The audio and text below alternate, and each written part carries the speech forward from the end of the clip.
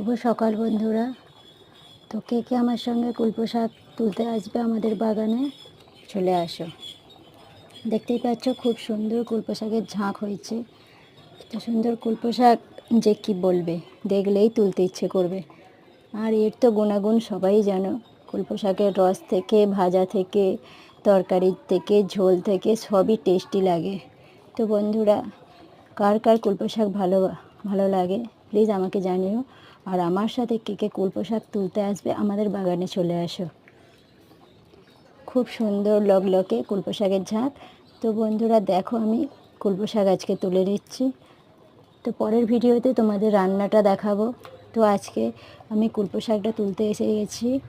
প্রচণ্ড রোদ্দুর, দেখতেই পাচ্ছ কুলপো শাক